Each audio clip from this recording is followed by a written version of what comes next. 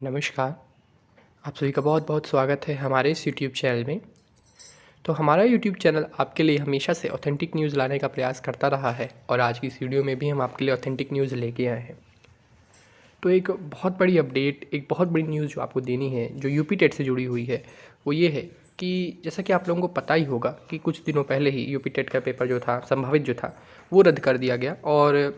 आप लोगों को पता है कि पेपर लीक के कारण ये रद्द किया गया था और अब नए यूपी टेट की जो तैयारियां हैं वो तेज़ कर दी गई हैं। यानी नई यूपी टेट कराने की जो तैयारियां हैं वो तेज़ हो गई हैं और उसी के घटनाक्रम में, उसी के क्रम में जो शिक्षा मंत्री हैं उन्होंने कहा है कि हम पिछले पेपर लीक से काफ़ी सबक लिए हैं और इस बार यूपी टेट में काफ़ी बदलाव करेंगे। और कई सारे ऐसे बदलाव हैं, चाहे वो आपको क्वेश्चन पेपर में देखने को मिले, चाहे कॉपी में, चाहे ओएमआर शीट में, ऐसे कई जगहों पे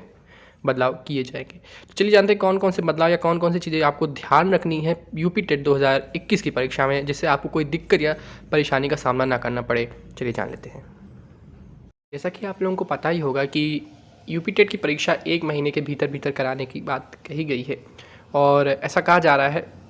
यानी सरकार के द्वारा तो यही दावा किया गया है कि 1 महीने के भीतर हम करा देंगे एग्ज़ाम, लेकिन अब तक कोई एग्ज़ाम डेट्स नहीं आई हैं, तो ये आपको ही पता है। और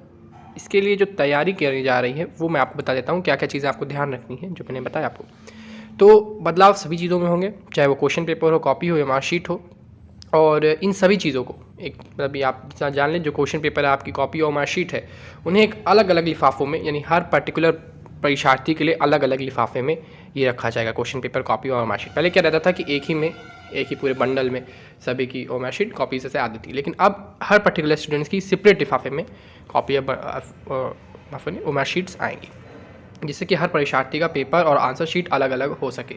जिससे जो चीटिंग की संभावना या धांधली की संभावना है वो कम हो जाए। और चीटिंग को पूरी तरह से रोकने के लिए जो जैसे परीक्षा में जो सॉल्वर्स बैठते हैं तो वो लोग सॉल्व ना कर पाएँ पेपर को, इसके लिए जो ओएमआर शीट है उसकी जो कोडिंग होगी, देखिए ओएमआर शीट पे कोड लिखे होते हैं, तो वो जो कोडिंग होगी वो जो अभ्यर्थी होगा, जो पर्टिकुलर अभ्यर्थी होगा, उसके आधार कार्ड के नंबर से लिंक कर दिया जाए, ऐसे प्रयास चल रहे हैं। इन द सेंस आप समझिए, तो ओएमआर शीट का जो कोडिंग होती है वो डायरेक्ट आधार कार्ड से लिंक कर दी जाएगी, जिससे कि चीटिंग बिल्कुल ना हो सके। इससे ये रहेगा कि अगर ये पर्टिकुलर आदमी चीटिंग करने का प्रयास करता है तो तुरंत पता चल जाएगा कि हाँ, इसके आधार कार्ड से चीटिंग होने का प्रयास हुआ है।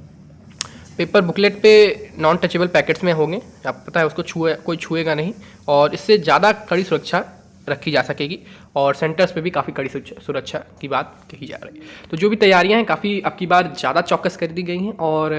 हर चीज़ को इस तरह से आप समझिए कि इस बार चीटिंग करना बहुत मुश्किल हो गया है। चीटिंग तो वैसे हर बार उन लोग कोई ना कोई रास्ता निकाल ही लेते हैं, लेकिन इस बार काफ़ी ज़्यादा चांसेस है कि चीटिंग नहीं हो पाएगी। और पेपर प्रिंटिंग भी यहाँ से लगभग 1000 किलोमीटर की दूरी पे कहीं भी कराई जा सकती है। इन द सेंस आप समझिए कि आपको पता होगा कि जो पेपर की प्रिंटिंग होती है वो उसी राज्य में नहीं होती है, बाहरी राज्यों में जाके पेपर की प्रिंटिंग कराई जाती है और ऐसे लोगों को प्रिंटिंग के दस्तावेज दिए जाएंगे जिनको पेपर प्रिंट्स कराने के अनुभव होंगे, यानी किसी नौसिखिया को नहीं दिया जाएगा। और